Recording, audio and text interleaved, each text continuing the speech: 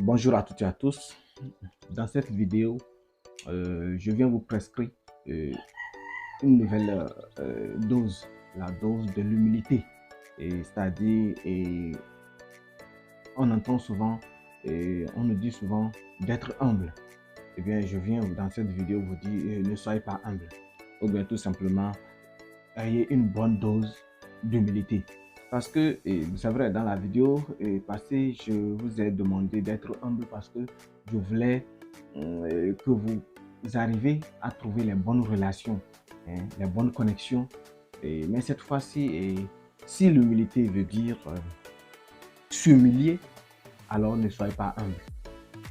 Vous voulez vous humilier pour plaire aux gens parce que c'est ce qu'on nous a enseigné et je crois que ce n'est pas une bonne logique.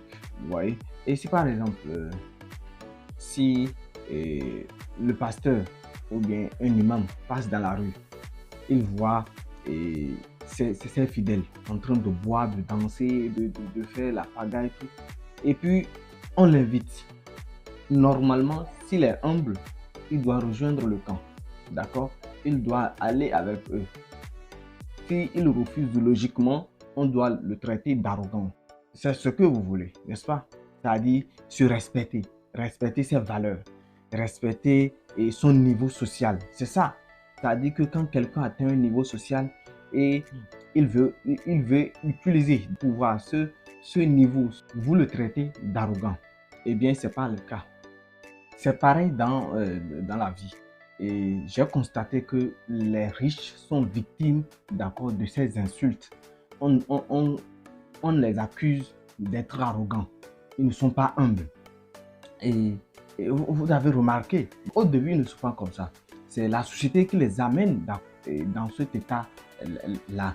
Parce que le gars, quand il donne la main, on le prend le bras. Vous imaginez?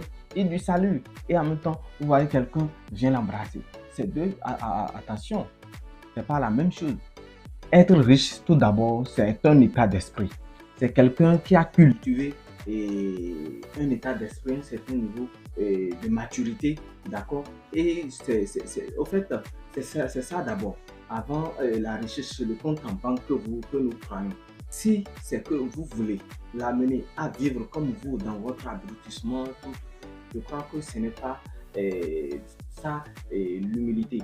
Il ne peut pas être humble dans ce cas-là. C'est pourquoi on les accuse à tort d'être orgueilleux. Moi, j'ai côtoyé plusieurs riches comme ça. Vous voyez que si tu te respectes, d'accord, ils sont humbles avec toi. Ils te respectent aussi en retour. Mais si tu es quelqu'un, tu veux dépasser les limites. C'est ça, les limites en fait. Tu veux atteindre la limite d'amitié, de familiarité dans un cadre professionnel. Je crois que au bureau, au travail, je crois qu'ils n'acceptent pas ça. C'est normal. Et vous les traitez d'orgueilleux, voyez.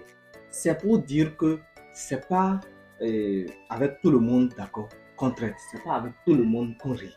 Et si quelqu'un ne se respecte pas, si quelqu'un ne connaît pas tes limites, alors il va falloir prendre distance avec cette personne-là. Oui, il y a une dose d'humilité.